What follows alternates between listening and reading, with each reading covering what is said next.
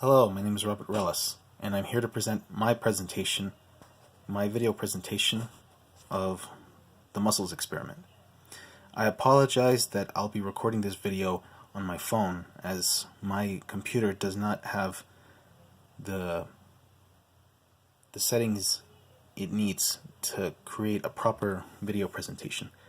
So please bear with me as we're about to start.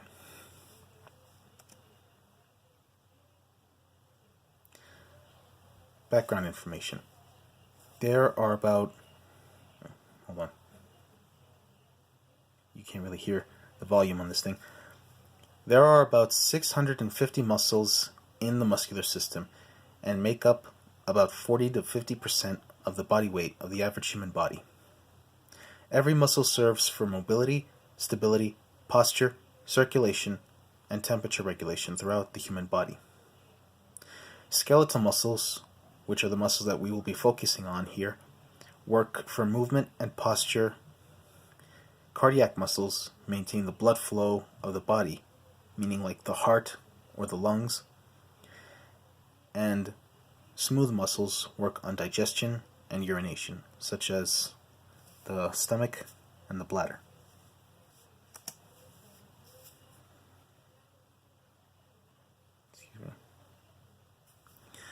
The purpose of this presentation is to observe if the size of your muscles can withstand large workloads and which muscles you should work on to improve your strength.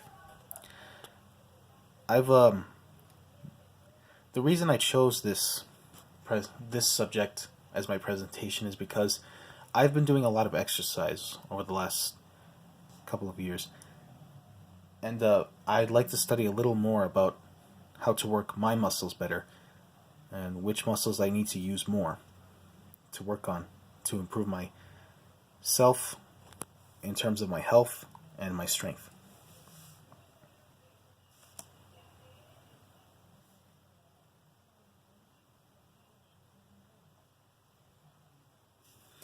Question and a hypothesis. Can a muscle work under stimulation, and how much weight can it maintain? Muscles grow by how much activity they go through. The more the muscle increases, the more workload it can withstand. However, a muscle that is outside of a body by itself can't work on its own. Electricity can perhaps be best suited to stimulate the muscle, as muscles inside the body are triggered by electrical signals sent from the brain. Basically, our neurons transmit small electrical impulses, and their signals from the brain to the muscles, telling them how to work, how to move. And in this experiment, we'll be using a bit of electricity to stimulate muscle movement.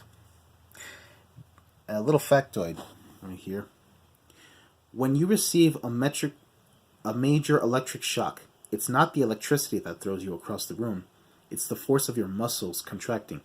Basically, you're strong enough to instantly throw yourself across a room. So those scenes that you see in movies where someone gets electrocuted and they throw themselves like halfway across the room, it's not the force of the electricity, it's actually their own muscles pushing them. Basically, their muscles were triggered on their own instead of by you, and you took a giant leap from one place to the next.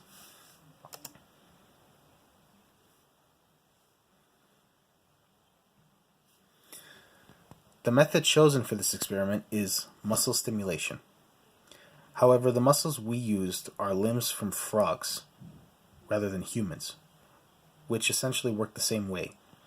Both species have skeletal muscles that are typically connected to the bone by the tendon. Now you'll notice that on the top you'll see the leg muscles of a frog, and on the bottom you see the leg muscles of a human. They may look different, and essentially they look different and they work differently than us, but basically they're autonomy is about the same. There you could see the calf of the frog, similar to the calf of a human, or the thighs, similar to that of the humans right there.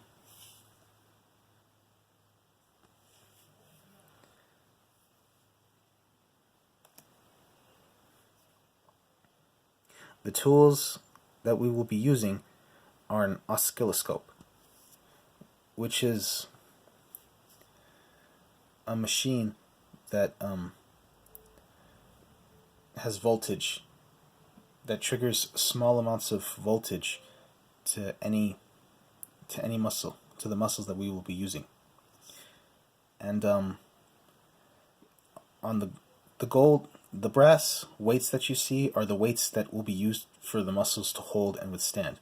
And the ring stand is to where we will place the muscles and the weights to be held. Now the muscles that we will be using are from frogs, more specifically upper forelimb, the lower forelimb, the calf, and the thigh.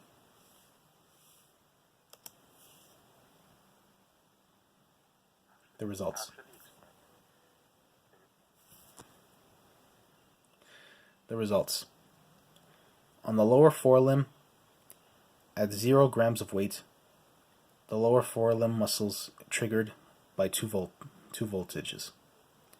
In 5 grams, it's triggered by 3 volts. 10 grams, 4 volts. After that, 20 to 40 and 80 grams of weight,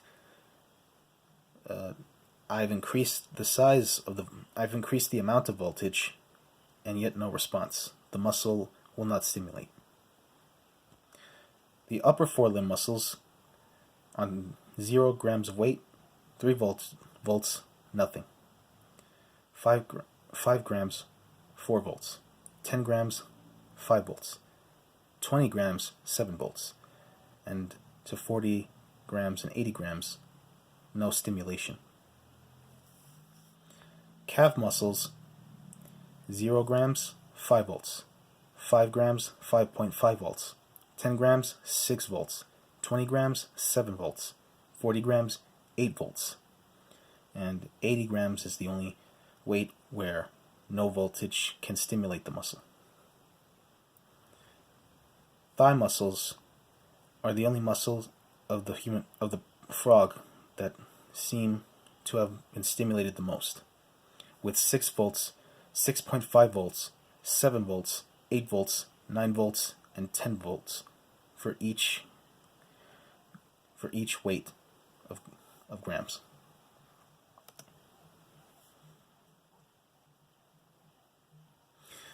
In conclusion, the weight is how much the muscle can hold, and the stimulation shows how much voltage the muscle can withstand until it twitches.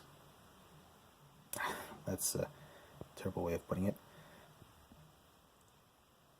Basically, as its weight increases, so does its stimulation. The heavier that you hold, the more your muscles will continue to work under immense pressure. This tells us that thigh muscles show more capacity in holding weight and stimulation by voltage. Thigh muscles are the most stimulated muscles in a frog's body, and therefore can hold the more weight and have more strength. Broader impacts. The frog's thighs are more stimulated because frogs leap from one place to the next. Frogs are known to use their legs, their lower limbs more than their upper limbs. As we humans always use our legs to walk, run, or jump, and also supports our body weight throughout our lives. We use our arms and our upper body to hold, carry, pull, or push objects, however, not as often. It is important to keep all your muscles stimulated so as to grow and can withstand more weight and pressure and making you strong. Our legs must be defined to support more weight or to run faster, while our arms can move greater objects.